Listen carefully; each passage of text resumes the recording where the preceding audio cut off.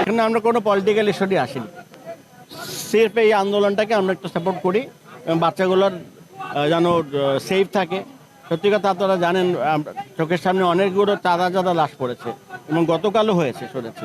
এই সহিংসতা যেন বন্ধ হয়, সরকারের কাছে এই আবার চাওয়া। সত্যি কথা আমরা থাকাটা ইম্পর্টেন্ট। আমরা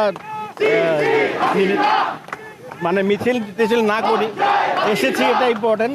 মানুষের আসলে গণতান্ত্রিক অধিকার আছে, সবারই অধিকার আছে। একটা সিস্টেমের বিরুদ্ধে কথা বলা যে আমি রাজাকার হয়ে গেলাম তা না। সিস্টেমের বিরুদ্ধে কথা বলার রাইট আমার অবশ্যই আছে, এটা আমি যেই দলই করি আর না করি। আমি একজন বাংলাদেশের নাগরিক, স্বাধীন নাগরিক, এবং আমি বিশ্বাস করি প্রত্যেকটা মানুষের, আমি কেন শিল্পী কেন, যে কোনো মানুষেরই অধিকার আছে বলার, এবং সেই বলার মুখের মধ্যে যদি চাপ দিয়ে ধরে, এটা খুব দুঃখজনক।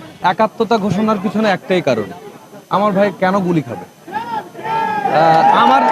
আমি যতটুকু বয়সী, আমার এই 40 বছরের বয়সে আমার কাছে আমি কখনো এরকম গুলি দেখিনি।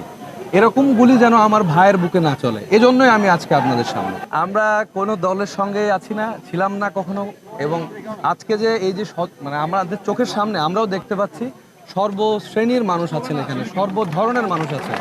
আমাদের শিল্পীদের সঙ্গে কিন্তু এভাবে মিলন মেলা হবে এটা আমরা কখনো কল্পনা করিনি। তো প্রশ্নটা আপনাদের কাছেই ছুড়ে দিলাম, বাধা তো 71-এও এসেছিল, সেখানে আমরা জয়ী হয়েছি, ইনশাল্লাহ জয়ী হব। এদেশের গণমাধ্যম আপনারা আছেন, আপনারা নিজেরাও জানেন। যদি বলি 69-এর গণ অভ্যুত্থান, যদি বলি 75-এর আমাদের 15ই আগস্ট, এত মানুষ মারা যায়।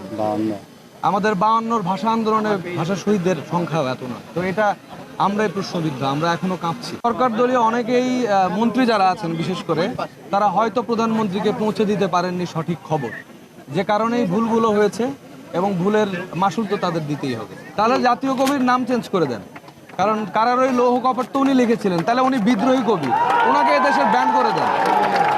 গান লেখার যাদের সাহস নেই, গান যারা লিখতে পারবে না, যারা গণতন্ত্রের কথা বলতে পারবে না, তারা তো স্বাধীন দেশে কিভাবে বাস করে? আমার প্রশ্ন।